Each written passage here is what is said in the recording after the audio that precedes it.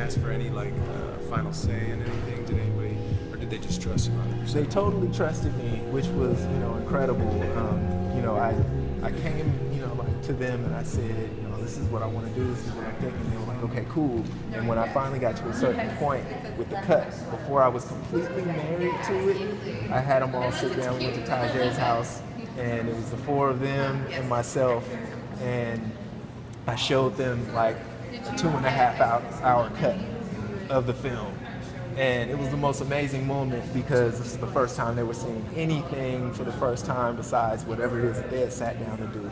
And they were high-fiving and like that. It was just the craziest thing because this was almost like a love letter to them from their peers, you know what I mean? So and just hearing their story, they loved it. And then the discussion kind of became, okay, well, what do we cut? You know what I mean? Because they really loved the film. And they were just like, well, it needs to be shorter because it's 2.5 hours, but I don't want to get rid of any of my parts. You know what I mean? And it was kind of like what it ended up being. So it was really funny to kind of go through that process with them because they definitely, I invited them in to have a say on anything. I was completely open, but then at the same time, they trusted me in a way that, it was just like, okay, next time around, next cut, let's take a look, and that was pretty much it. They were really, really trusting of me, and I think that just has to do with the friendships that I had with them.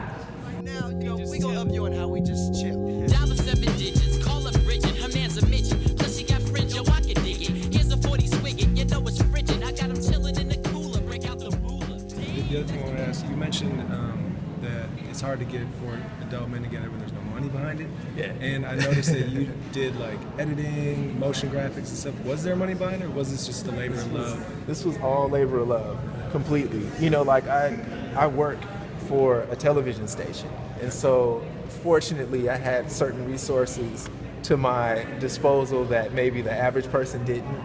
But at the same time, it was definitely labor of love. A lot of time in front of in the middle of the night, in front of my laptop, bright screen, you know what I mean? And just putting the work in, and it really, I had everything sort of figured out in my head, and so it was just a matter of getting what I needed and getting it done.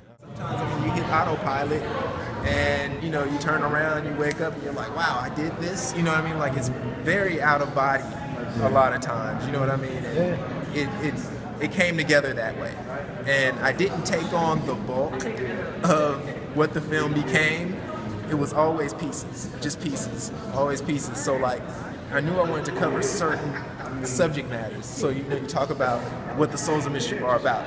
People love 93 Till Infinity, so that has to be covered. People love that they're freestyle gurus, that has to be covered. You know what I mean? So then it's people want to kind of know their connection with Dell and Casual, that has to be covered. So it's there were certain things that I just made sure were covered in the film. And I made it for that Hyro fanatic, that Souls fanatic that comes to see them every year when they come to their town. You know what I mean? And just loves the remixes and the, you know what I mean? All the little things. And I did it from that perspective. Yeah. Super dope. Amazing. Man. Thanks so much. Appreciate it. All right. Thanks for coming to Milwaukee. Oh no, thanks for having me. It's great to be here.